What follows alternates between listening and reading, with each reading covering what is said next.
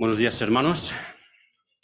Estoy muy agradecido con el Señor por darme esa enorme oportunidad para servirle por medio de la predicación de su palabra. Gracias, hermano. He deseado mucho colaborar con el pastor en la predicación expositiva del Evangelio según San Marcos, que el pastor sigue los domingos por la mañana, pero he pensado que si no sigo hoy con lo que empecé en la primera carta de Samuel, en el capítulo 1, el lapso de tiempo sería muy largo, sería muy grande y sería más difícil recordar el contenido de la primera predicación, que ya pasó aproximadamente un mes, y de la anterior ya unos 2 meses. Entonces, pensando en ese asunto, pues he decidido seguir con esta serie. Pero como ya lo dije, pasó un mes desde la predicación anterior y desde la primera 2 meses. Muchos de nosotros todos hemos gestionado un montón de información, mientras tanto nos es difícil recordar lo que se habló en aquel tiempo. Y por eso, pues me gustaría, en primer lugar, hacer un resumen de los 2 mensajes anteriores y luego haré una breve exposición, explicación y aplicación de los 2 personajes restantes de nuestro texto, o sea, el sumo sacerdote Eli y Ana, la otra esposa de Elcana. Y esta ya es la tercera y la última predicación de esta serie. Si alguien se acuerda, el tema de estos mensajes es: no todo lo que parece adoración es adoración. Y hasta ahora pues hemos analizado 4 personajes del texto que enseguida vamos a leer, y nos quedan otros 2 para hoy.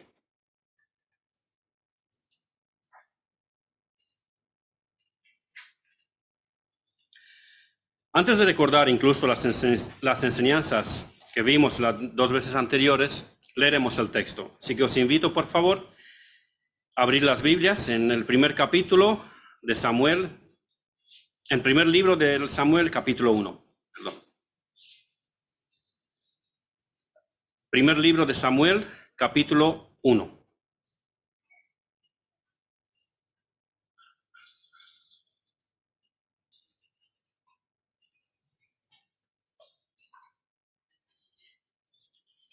Voy a esperar unos segundos más para que lo tengáis todos abiertos y que podáis seguir la lectura. Primer libro de Samuel, capítulo 1, empezando con el versículo 1 hasta el versículo 19 incluido. Hubo un varón de Ramataim, de Sofim, del monte de Efraín, que se llamaba Elcana, hijo de Jeroam, hijo de Eliú, hijo de Tou, hijo de Suf, efrateo, y tenía él 2 mujeres. El nombre de una era Ana, y el de la otra, Penina. Y Penina tenía hijos, mas Ana no los tenía.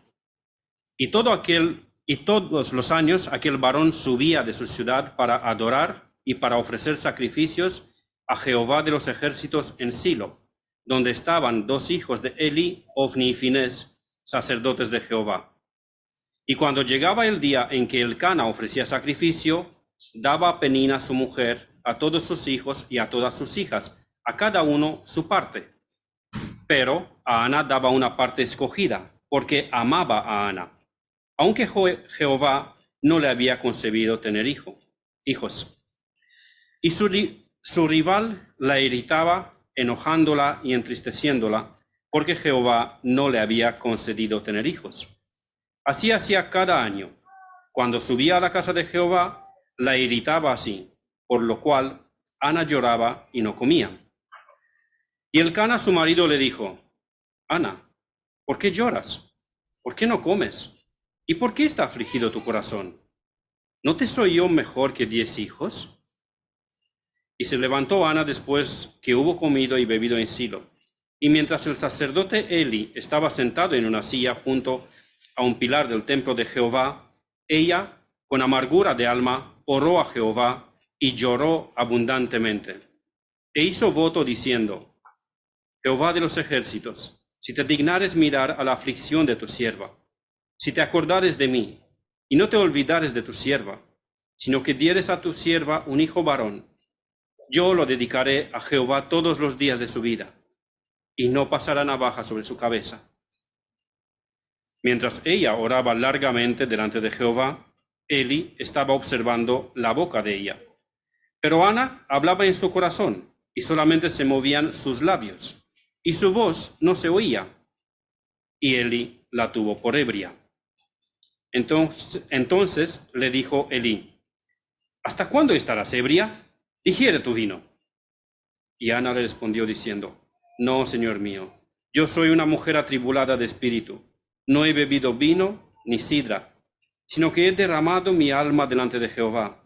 No tengas a tu sierva por una mujer impía, porque por la magnitud de mis congojas y de mi aflicción he hablado hasta ahora. Elí respondió y dijo: ve en paz, y el Dios de Israel te otorgue la petición que le has hecho. Y ella dijo: halle tu sierva gracia delante de tus ojos. Y se fue la mujer por su camino, y comió, y no estuvo más triste. Y levantándose de mañana, adoraron delante de Jehová, y volvieron, y fueron a su casa en Ramá. Y Elcana se llegó a Ana, su mujer, y Jehová se acordó de ella. Amén. Vamos a ponernos en las manos del Señor y pedir su bendición sobre su palabra.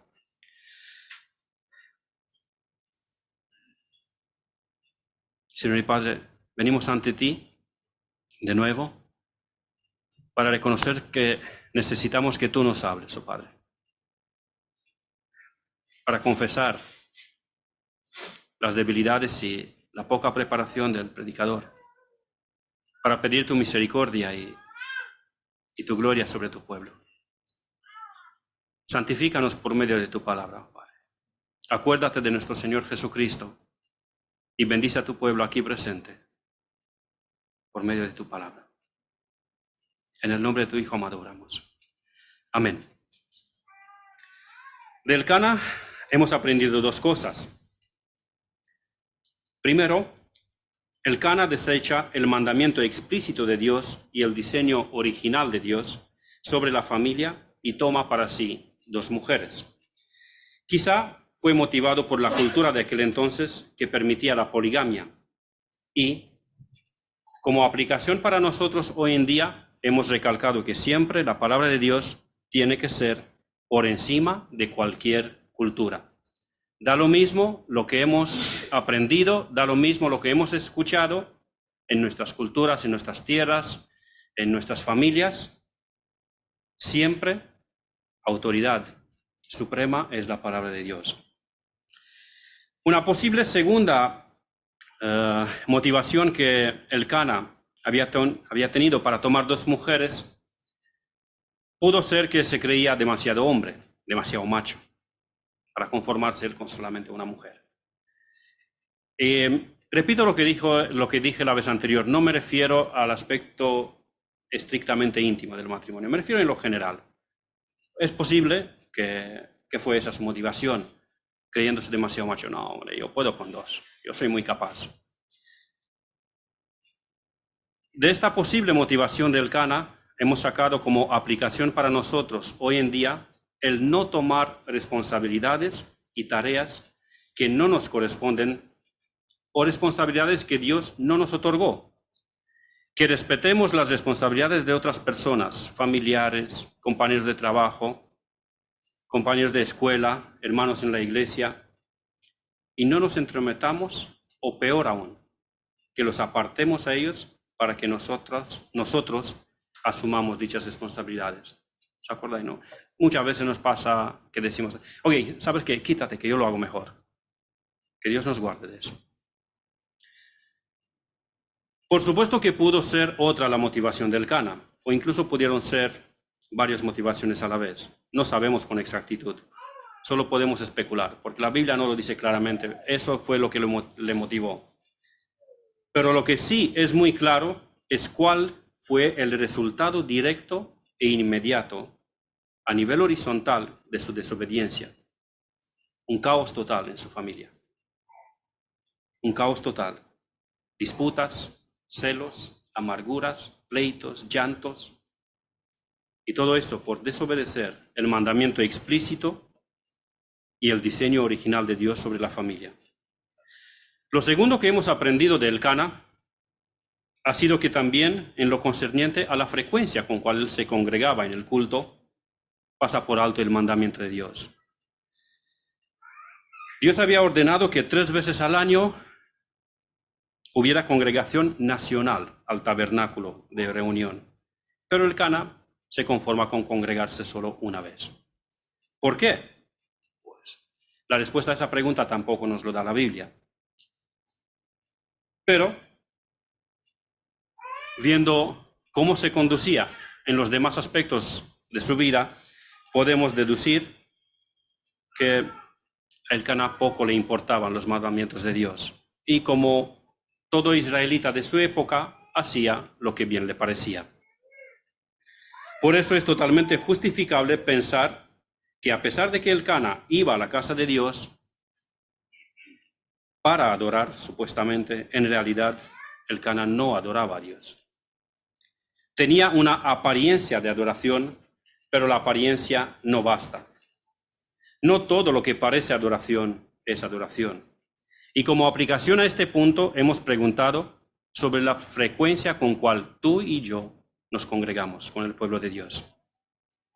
No es que tiene que ser 3 veces al año como Elcana. Vale, pues voy el domingo de resurrección, en Navidad y algún día más cuando me entero que hay comida. No, no tiene que ser 3 veces al año.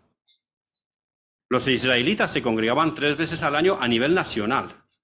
Era una congregación nacional donde todos tenían que congregarse en el tabernáculo. Pero aparte de eso tenían el Sabbat, donde se tenían que congregar cada semana. Y ahora, quiero preguntarte, ¿con qué frecuencia? Y me quiero preguntar también, ¿con qué frecuencia tú y yo nos congregamos con el pueblo de Dios para adorar a Dios? Tú y yo apartamos el día del Señor como algo santo, como algo intocable, para la adoración corporativa, para disfrutar en comunión con los hermanos, para escuchar la palabra de Dios, o cualquier actividad seductora nos aparta del culto público. No es que hay final de Champions o hay una comida no sé qué o hay no sé qué evento, la Fórmula 1. Bueno, la Fórmula 1 ya no tiene tanto de atrayente ahora, desde cuando Alonso ya no es campeón mundial. Hace años eso era muy atrayente. Meditemos en eso. ¿Con qué frecuencia nos congregamos? ¿Qué es para nosotros el día del Señor? El siguiente personaje que hemos observado ha sido Penina, una de las esposas de Elcana. Penina va con su marido a la casa de Dios para adorar juntamente con él. Pero cuando leemos en el texto bíblico qué era lo que hacía, de adorar no tenía nada. ¿Qué hacía? Penina en la misma casa de Dios se dedicaba, y yo incluso entiendo que se deleitaba en molestar, en pinchar, en irritar a la otra esposa de Elcana, hasta haciéndola llorar. Su comportamiento lo revela todo. Para nosotros, como aplicación al presente, hemos tenido la exhortación a que Dios nos guarde de caer en tal comportamiento. Que Dios tenga misericordia de nosotros y que nos guarde de que vengamos a la casa de Dios para pinchar, para enojar, para molestar a otros, como lo hacía Penina. Y si lo hemos hecho así, ya sabéis lo que tenéis que hacer, arrepentiros. Con respecto a los 2 hijos de Ofni y Finés, las cosas son más tristes todavía. Ellos tienen la función de sacerdotes de Jehová, pero no conocen a Jehová. Sacerdotes de Jehová que no conocen a Jehová. Son hombres impíos. Así los declara la Biblia. Capítulo 2, versículo 12. Los hijos de Eli eran hombres impíos y no tenían conocimiento de Jehová. Ellos tampoco adoraban a Dios, aunque eso era su trabajo. De hecho, en el caso de Ofni y Finés, ni vale la pena entrar en el tema de que si trataban de aparentar que estaban adorando. No lo hacían en absoluto. Se comportaban como impíos. Eran impíos y lo manifestaban libremente, despreciando las ofrendas de Jehová, que era parte de su salario, y fornicaban con las mujeres que servían en el tabernáculo del Señor. En el versículo 22 nos da idea de eso, del capítulo 2. La segunda parte, y cómo dormían con las mujeres que velaban a la puerta del tabernáculo de reunión. Tremendo.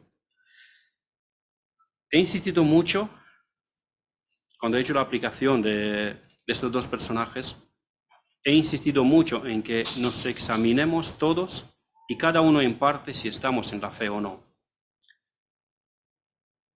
No sea que después de estar presentes en la iglesia de Dios, escuchar la palabra de Dios, o incluso estar en algún que otro ministerio de Dios, que no le conozcamos a Dios, que seamos como Ofni y Finés, que eran hombres impíos. Recalco que lo que he dicho la vez anterior, con esto lo que estoy diciendo no pongo en duda la conversión de nadie. No digo, no, tú lo que dices que te has convertido, que eres creyente, estás mintiendo. No digo eso. Simplemente estoy aplicando el texto bíblico. La Biblia dice que había dos sacerdotes de Jehová, que se llamaban Ofni y Finés, pero que eran impíos, que no conocían a Jehová. Y entiendo yo que la aplicación natural y llana a esa enseñanza es que nos exhortemos si en verdad estamos en la fe o no, si en verdad somos creyentes o no. Repito, no sea que después de estar presentes en la iglesia de Dios, escuchar la palabra de Dios, o incluso estar en algún que otro ministerio de Dios, que no le conozcamos a Dios, que seamos hombres impíos. Y si es así, si tú eres impío, como los hijos de Eli, y como lo fui yo, te invito a que te arrepientas de tus pecados y que confíes en el Señor Jesucristo para perdón de tus pecados. No es necesario que peques de la manera tan grosera como Ofni y Finés para que seas impío. Simplemente tú has nacido en pecado, igual que yo. Y todo lo que has hecho durante toda tu vida ha sido pecar. No trataré de demostrarte que en algún que otro momento has mentido, has robado, has dicho alguna palabrota, has mirado lo que no debías mirar o no has mirado lo que debías mirar. No voy a entrar ahí, porque sé que todo esto lo has hecho, igual que yo. Y si no lo has hecho todo, por lo menos en parte. Y la palabra de Dios nos dice que si uno desobedece en un solo mandamiento, se hace culpable de toda la ley. Porque el asunto no es cuánto has pecado, sino que has pecado contra Dios. Pero como he dicho, no voy a insistir en esto. Voy a insistir en otro asunto. Lo que te digo, y eso es mucho más grave, es que tú, igual que yo, durante toda tu vida, no has cumplido ninguno de los dos principales mandamientos de Dios, que son: amarás al Señor tu Dios con todo tu corazón y con toda tu alma y con toda tu mente y con todas tus fuerzas, y amarás a tu prójimo como a ti mismo. Marcos capítulo 12, versículos 30 y 31. Si tú no eres cristiano, lo único que has hecho durante toda tu vida ha sido pecar. Y si piensas, venga tío, que no soy tan malo, sabes que de vez en cuando yo hago algo bueno, doy alguna limosna, ayudo a alguien, hago también cosas buenas. Te digo que, según la palabra de Dios en Isaías 64:6, tus buenas obras son como trapos de inmundicia delante de Dios, que literalmente significa trapos de menstruación. Eran los trapos que en aquellos tiempos las mujeres usaban como compresas y como el tiempo que estaban con la menstruación eran declaradas inmundas ceremonialmente, por eso esos trapos se llaman trapos de inmundicia. ¿Te parece agradable presentarte delante de Dios? Señor, he hecho una buena obra. Te traigo un trapo de inmundicia. Esa es tu buena obra. Y esa es mi buena obra si no somos creyentes.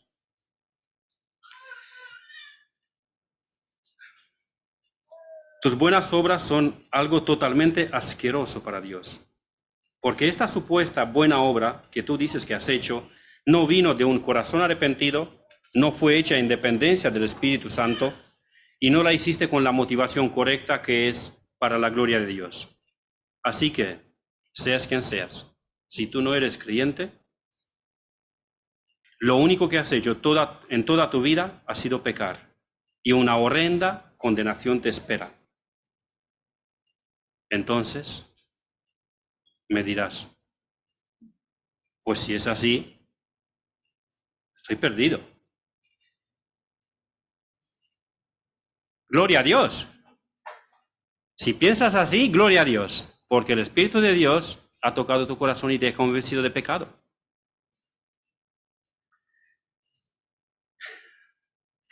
¿Cuánto deseaba que llegues a esa conclusión? Si uno de aquí presente ha llegado a esa conclusión.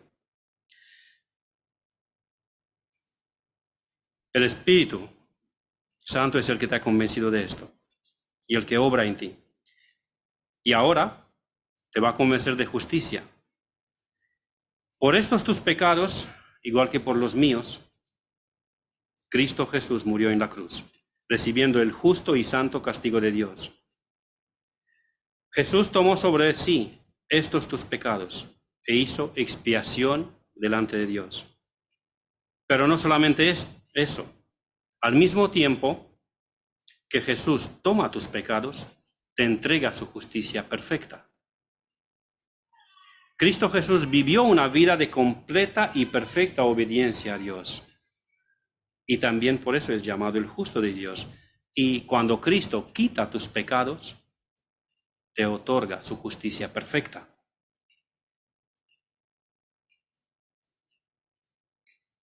Él te la entrega al quitarte tus pecados. Y también el Espíritu Santo te convence de verdad. O sea que todo lo que te he dicho es la verdad de Dios. No son palabras religiosas. No es terapia motivacional. Para que te sientas mejor y que te superes a ti mismo. Voy a la iglesia para que me sienta mejor. El hermano que va a predicar o los que van a cantar van a decir algo bonito y voy a tener una semana un poco más tranquilita. No, no se trata de eso. Se trata de que el Espíritu de Dios aplica la palabra de Dios a tu vida. El Evangelio de Dios no es terapia motivacional. El Evangelio de Dios es la mejor noticia que empieza con la peor noticia para un pecador. Primeramente le demuestra su pecado, su miseria, su perdición, su estado desesperado de pecador bajo la ira de Dios. Y solamente cuando el Espíritu del Señor le convence de su estado de pecado, después le convence de la justicia de Cristo y que se le considera a ese pobre pecador al quitarle su pecado. Y en tercer lugar, le convence de verdad. O sea, le convence que esto que acabo de describir, ese intercambio glorioso en cual Cristo quita tus pecados y te da su justicia, es auténtico, es verdadero.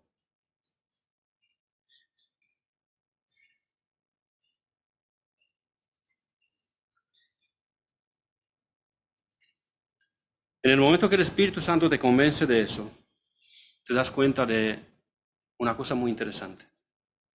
Ya no te gusta pecar. Ya no te deleitas en pecar, sino que de ahora en adelante te gusta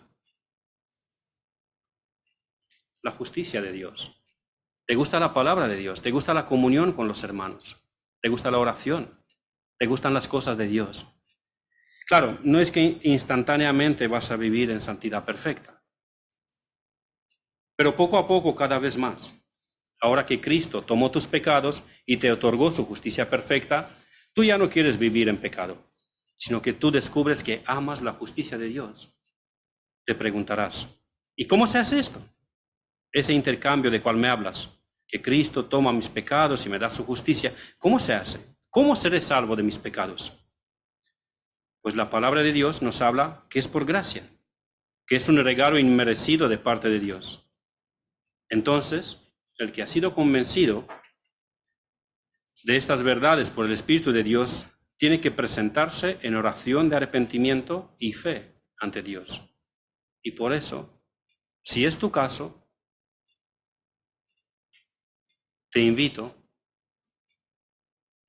te ruego, te suplico, y también te ordeno y te mando por la autoridad que me confiere la palabra de Dios, que te arrepientas.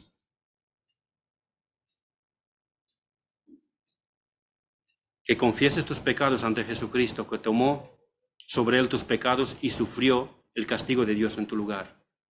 Confía en él como único y perfecto Salvador y Señor, y entrégale tu vida en adoración.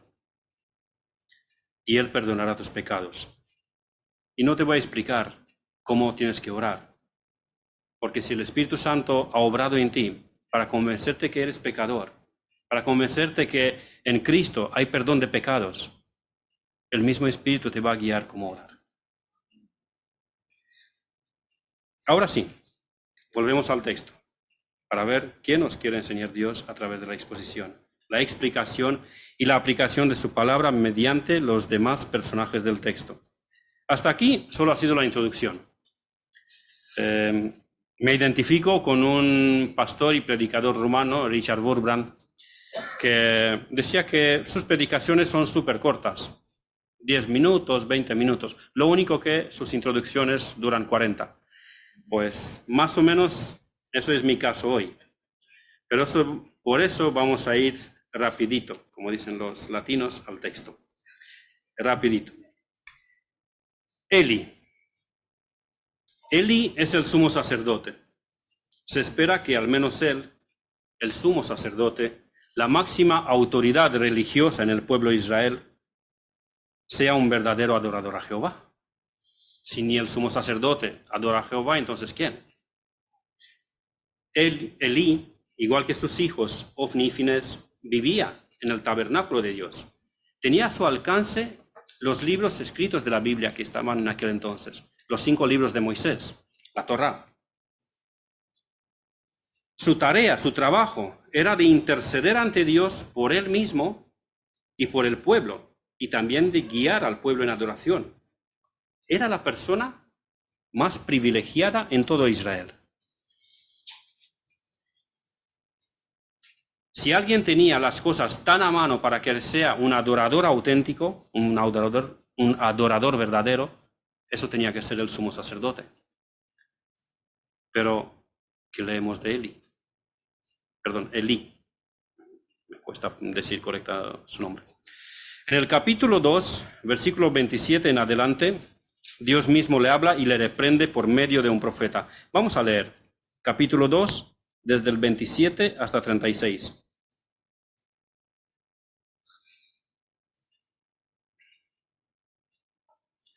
Y vino un varón de Dios a Elí y le dijo: Así ha dicho Jehová, ¿no me manifesté yo claramente a la casa de tu padre cuando estaban en Egipto en casa de Faraón? Y yo le escogí para mí sacerdote entre todas las tribus de Israel, para que ofreciese sobre mi altar y quemase incienso, y llevase efod delante de mí. Y di a la casa de tu padre todas las ofrendas de los hijos de Israel. ¿Por qué habéis hollado mis sacrificios y mis ofrendas, que yo mandé ofrecer en el tabernáculo? Y has honrado a tus hijos más que a mí, engordándoos de lo principal de todas las ofrendas de mi pueblo Israel. Por tanto, Jehová, el Dios de Israel, dice: Yo había dicho que tu casa y la casa de tu padre andarían delante de mí perpetuamente. Mas ahora ha dicho Jehová: nunca yo tal haga, porque yo honraré a los que me honran, y los que me desprecian serán tenidos en poco. He aquí, vienen días en que cortaré tu brazo y el brazo de la casa de tu padre, de modo que no haya anciano en tu casa. Verás tu casa humillada, mientras Dios colma de bienes a Israel, y en ningún tiempo habrá anciano en tu casa. El varón de los tuyos, que yo no corte de mi altar, será para consumir tus ojos y llenar tu alma de dolor. Y todos los nacidos en tu casa morirán en la edad viril. Y te será por señal esto que acontecerá a tus dos hijos, Ofni y Finés, ambos morirán en un día. Y yo me suscitaré un sacerdote fiel, que haga conforme a mi corazón y a mi alma. Y yo le edificaré casa firme, y andará delante de mí ungido todos los días. Y el que hubiere quedado en tu casa, vendrá a postrarse delante de él por una moneda de plata y un bocado de pan, diciéndole: te ruego que me agregues a alguno de los ministerios para que pueda comer un bocado de pan.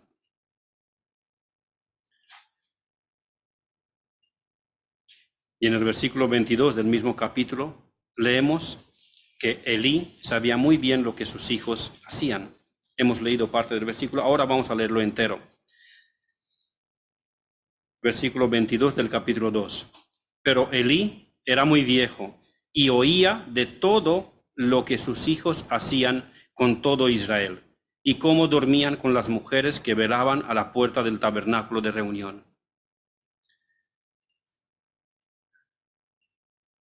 Con respecto a las ofrendas de Jehová, Elí es cómplice con sus hijos. A pesar de saber claramente que Dios había determinado que la grosura era para Jehová, la grosura de los sacrificios era para Jehová, que los sacerdotes tenían que recibir la carne de las ofrendas después de haberse quemado la grosura, él tolera que sus hijos agarren la carne con grosura antes de que ésta se queme. Ofni y Finés querían lo que le pertenecía a Dios, y Eli, su padre, lo toleró. Es más, él mismo se la comía tal cual. Dios le dice: vosotros os habéis engordado. Lo implica a Eli ahí. No es que, bueno, ellos hacen lo que quieren y yo no. Él era cómplice participante.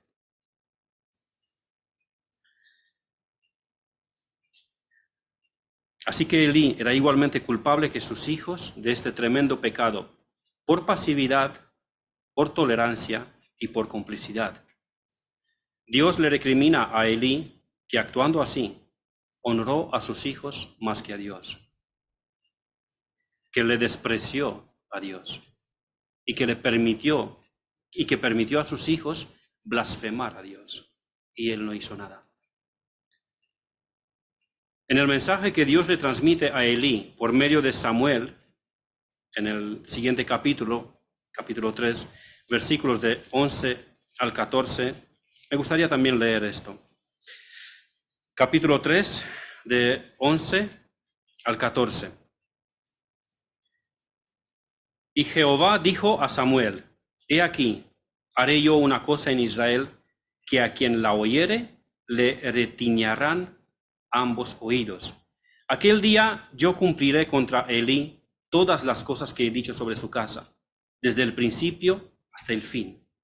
Y le mostraré que yo juzgaré su casa para siempre, por la iniquidad que él sabe, porque sus hijos han blasfemado a Dios y él no los ha estorbado. Por tanto, yo he jurado a la casa de Elí que la iniquidad de la casa de Elí no será expiada jamás, ni con sacrificios, ni con ofrendas. Tristemente, Elí, el sumo sacerdote, tampoco adora en verdad. Tiene una apariencia de adoración, pero no todo lo que parece adoración es adoración. Elí sirve en la casa de Dios como máxima autoridad religiosa, pero él no adora a Dios. Se supone que es él el que tiene que ser el primero en la adoración y asimismo enseñar al pueblo cómo adorar, pero de eso nada. De hecho, en el acto en sí de adorar a Elí le es tan extraño que cuando ve a Ana adorando, la toma por ebria. ¿Os acordáis, no? Hemos leído en el versículo... Un momento. Versículo 13, sí, gracias. Capítulo 1, versículo 13. Pero Ana hablaba en su corazón y solamente se movían sus labios, y su voz no se oía. Y Eli la tuvo por ebria. Ve a una mujer adorando de verdad y dice, esta está borracha. ¿No os parece eso el colmo de hipocresía? El sumo sacerdote, el que tenía que guiar al pueblo en adoración, cuando ve a alguien orando, dice, si este está borracho.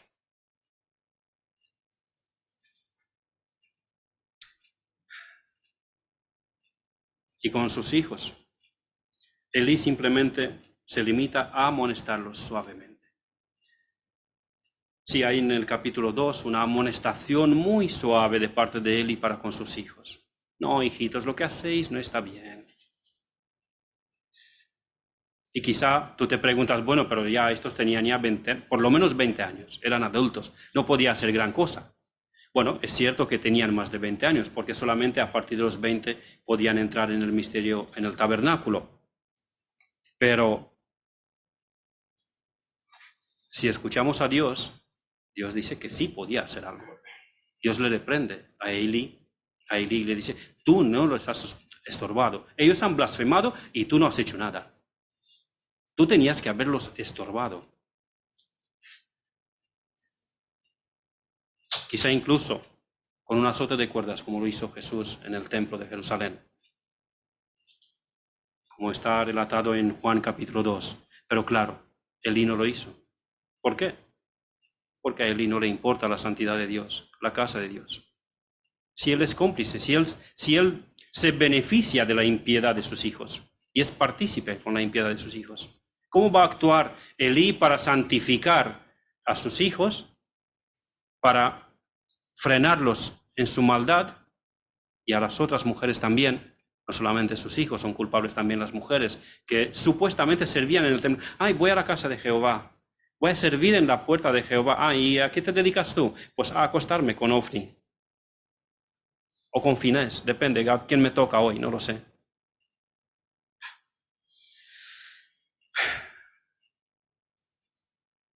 Pero bueno, ¿qué aplicación sacamos nosotros de eso? La aplicación al personaje de Elí es muy parecida que la aplicación a los personajes de sus hijos, con la diferencia que de Ofni y de Finés, la Biblia declara claramente que eran impíos. De Elí no se dice. Yo tengo una leve sospecha de que a lo mejor podría ser tan caído en su pecado que se dejó arrastrado. Pero como no es este el tema de la predicación, no voy a entrar ahí. Lo que quiero hacer es dirigirme especialmente a los que estamos implicados de alguna que otra manera en el servicio, en el culto público.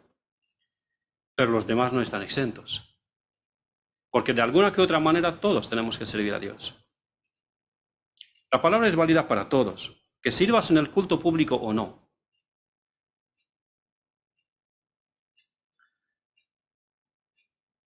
¿Eres tú y soy yo igual que Elí? Supuestamente enseñamos a otros cómo orar, cómo adorar, cómo confiar en el Señor, pero nosotros no lo hacemos. ¿Somos igual que Elí o somos adoradores auténticos? En nuestra vida también es válido que no todo lo que parece adoración es adoración, o somos adoradores auténticos. Si es así, si solamente tienes una apariencia de adoración, ya sabes lo que tienes que hacer. Arrepiéntete y pide perdón a Dios por tu hipocresía. Suena fuerte, ya lo sé. Yo me he tenido que arrepentir muchas veces de ser hipócrita. Elí quiso las ofrendas que le pertenecían a Dios. La grosura. ¿Eres tú y soy yo igual que Elí? queriendo de las ofrendas lo que le pertenece solo a Dios? En nuestros tiempos eso se traduciría como quitarle la gloria a Dios, tratar de robarle la gloria a Dios en el ministerio. Tú cuando sirves a Dios, en el ministerio que tengas, sea que estás predicando, que estás orando, que estás enseñando a los niños o a los jóvenes, o que cantes, o que pones dinero en la ofrenda, o que limpias el local, lo que hagas. Cuando tú sirves a Dios, ¿qué resuena? Yo he estudiado esto, yo sé esto, yo presento esto, yo hice esto, yo conozco tal cosa, yo hice tal evangelización. ¿O resuena Cristo? Cristo. Cuando tú pasas en tu ministerio, ¿qué se ve? ¿Tu imagen o la de Dios?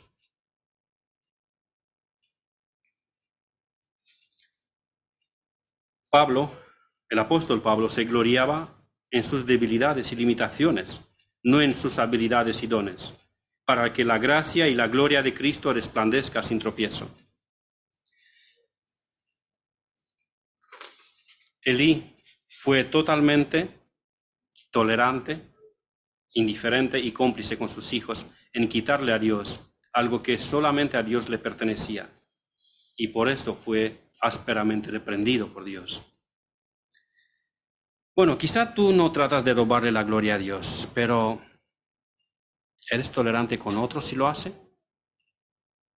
Si ves a otro que se promueve a sí mismo, te lavas las manos como Pilato, bueno, pues ya, Dios entrará a cuenta con él. Él sabrá lo que hace, él es responsable. ¿Y yo y tú no somos? Según ese texto, a mí me parece que sí.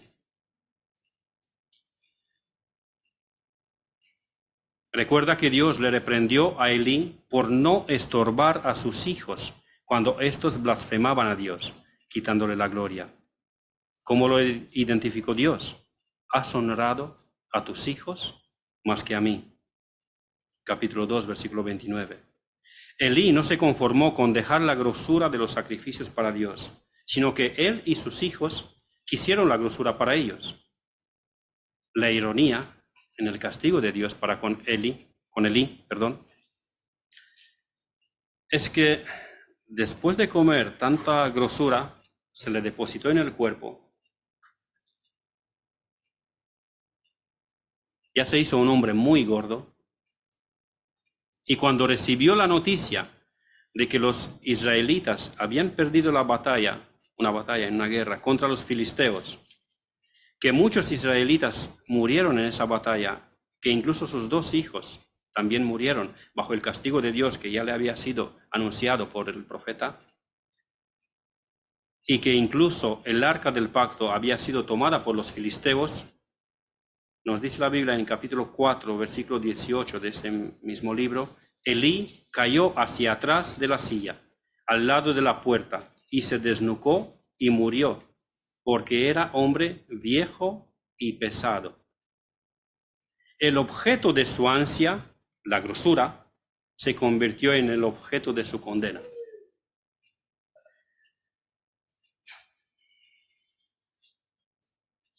La grosura que tanto quiso se le depositó en el cuerpo hasta perder la agilidad. Agilidad ya hasta cierto punto reducida por la edad, pero el ser tan gordo perdió mucho más agilidad. Y cuando cayó ya tuvo total descontrol de su cuerpo y se desnucó y murió. Cuidado con querer quitarle la gloria a Dios. Cuidado con promocionarte y enaltecerte, porque solo uno ha de ser glorificado, promocionado y enaltecido por medio de cualquier ministerio, y ese es Jesucristo. Ni tú ni yo, eso es Jesucristo. Examinémonos a nosotros mismos y que Dios tenga misericordia de cada uno en parte. Que ninguno de nosotros sea encontrado como procurando robar la gloria de Dios por los dones, habilidades, capacidades, estudios o talentos. La Biblia dice en Santiago 1:17 que toda buena dádiva y todo don perfecto viene de lo alto, del Padre de las luces. En 1 Corintios 1:4 dice, porque ¿quién te distingue? ¿O qué tienes que no hayas recibido? Y si lo has recibido, ¿por qué te glorías? Si no es tuyo. Creo que más claro que eso es imposible. Con eso ya pasamos al último personaje, Ana. Trataré de ser lo más breve posible, pero os advierto que no voy a pasar por alto las cosas importantes. Es tarde, la culpa la tiene el pastor, porque ha ampliado la clase de hombres, pero tranquilos, no os vais a desmayar por el camino, porque el hermano William y su familia pues, nos ha preparado ahí algo de picar, así que no os vais a desmayar de hambre. Repito, trataré de ser lo más breve posible, pero sin pasar por alto las cosas importantes. En el caso de Ana, no se aplica que no todo lo que parece adoración es adoración, porque ella es una adoradora auténtica. Ana derrama su alma delante de Jehová. Ana encaja con ese perfil que estuve presentando más arriba sobre las auténticas obras buenas. Aunque bueno, la oración no es exactamente una buena obra, pero funciona bajo los mismos criterios. ¿Os acordáis cuáles son esos criterios? Las condiciones para que una buena obra sea recibida por Dios. Que venga de un corazón arrepentido, que sea hecha en dependencia del Espíritu Santo y que sea hecha con la motivación correcta, que es la gloria a Dios. La oración de Ana cumple con estos tres requisitos. La conducta de Ana nos demuestra que ella era una adoradora auténtica. Una mujer creyente, tenía un corazón arrepentido. Y también por el desarrollo de la historia vemos que su petición fue hecha en dependencia y en guía del Espíritu Santo, según la voluntad del Señor. Y también vemos que el propósito de su oración no era para quitarse de encima a la pesada de Penina, ni para encontrar su identidad como mujer en la maternidad, ni para que sea aliviada de la decepción de su marido, sino que lo que ella le pide a Dios es para entregarle a Dios.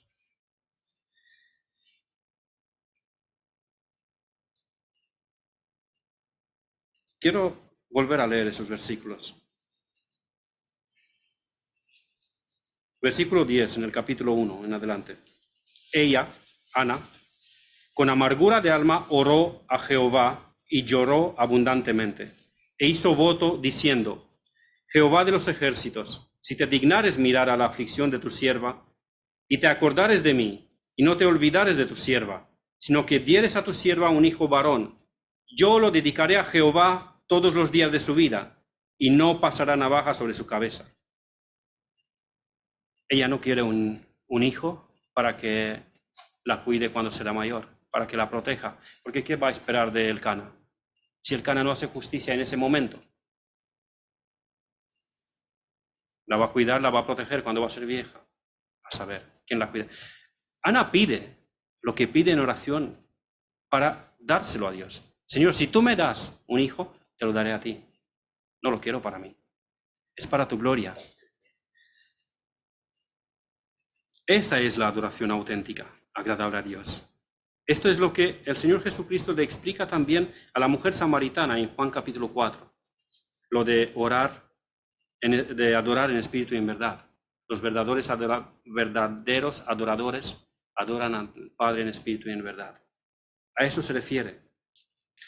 Cuando yo era recién convertido y leía ese capítulo de Juan, cuando hablaba de adoradores en espíritu y en verdad, me imaginaba algo así místico, algo, wow, esto tienen que ser una élite de cristianos, algo que, ¿quién serán estos?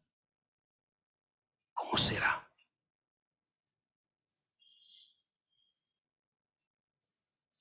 Con el tiempo he entendido que el Evangelio y el misticismo de los gnósticos no tienen nada que ver, no tienen nada en común.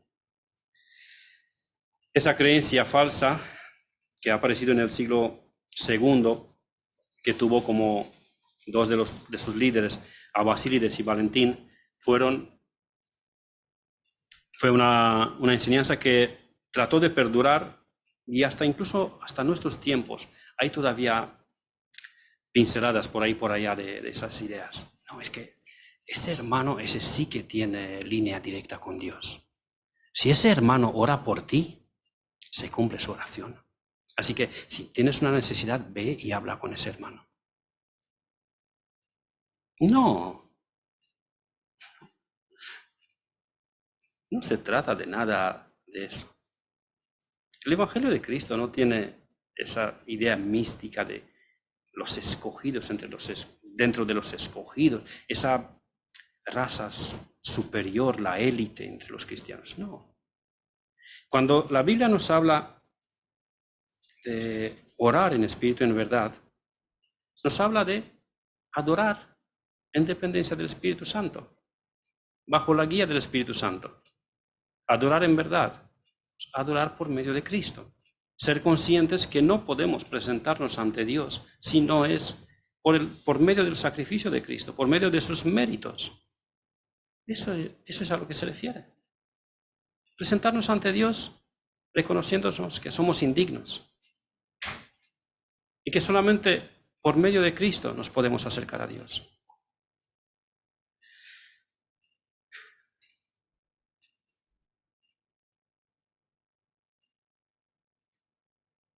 Los verdaderos adoradores no son la élite cristiana, no son los escogidos de entre los escogidos. Adoradores en espíritu y en verdad son todos los creyentes auténticos que adoran a Dios en estos términos. La aplicación que se desprende naturalmente de esa exposición, aunque muy breve, del personaje de Ana, solo puede ser dirigida a los creyentes. Si tú no eres creyente, contigo no tiene que ver. Si tú no eres creyente, tú no puedes adorar a Dios en espíritu y en verdad. Puedes aparentarlo, pero no todo lo que parece adoración es adoración. Así que ahora me dirijo exclusivamente a los creyentes. Tú, que eres salvo por la gracia de Dios. Tú cuyos pecados Cristo cargó en la cruz. Tú que eres templo del Espíritu Santo y morada del Espíritu Santo. Tú que has recibido por gracia la justicia de Cristo. ¿Adoras a Dios en espíritu y en verdad? Cuando adoras, ¿lo haces en dependencia y bajo la guía del Espíritu Santo? ¿Eres consciente que no puedes presentarte ante Dios si no es por medio de Cristo? O cuando te acercas a Dios para orar, para adorarle, las peticiones que tú haces son como la petición de Ana para la gloria de Dios o son para tu comodidad, para tu bienestar. ¿Te limitas a pedir trabajo, salud, paz en casa, tranquilidad? ¿O pides cosas que son para la gloria de Dios?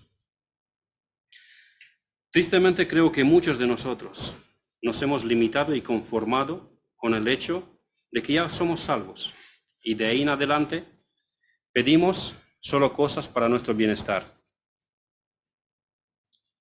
Ya somos salvos. Te voy a decir una cosa, tu salvación y mi salvación no es el centro del asunto. ¿Has oído bien? Eso he dicho. Tu salvación y mi salvación no es el centro del asunto. Es la gloria de Dios.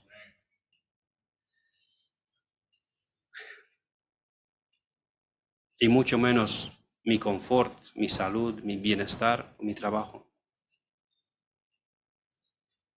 Recordad que mas la hora viene, eso lo dijo Cristo mismo, mas la hora viene y ahora es cuando los verdaderos adoradores adorarán al Padre en espíritu y en verdad, porque también el Padre tales adoradores busca que le adoren.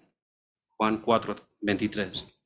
Hermanos, tengamos muy claro que no todo lo que parece adoración es adoración. Y quiera Dios que todos aquí presentes y cada uno de nosotros en parte seamos adoradores auténticos, como Ana, adoradores en espíritu y en verdad. Y a aquel que es poderoso para hacer todas las cosas, mucho más abundantemente de lo que pedimos o entendemos, según el poder que actúa en nosotros. A Él sea la gloria, en la Iglesia, en Cristo Jesús, por todas las edades, por los siglos de los siglos. Amén.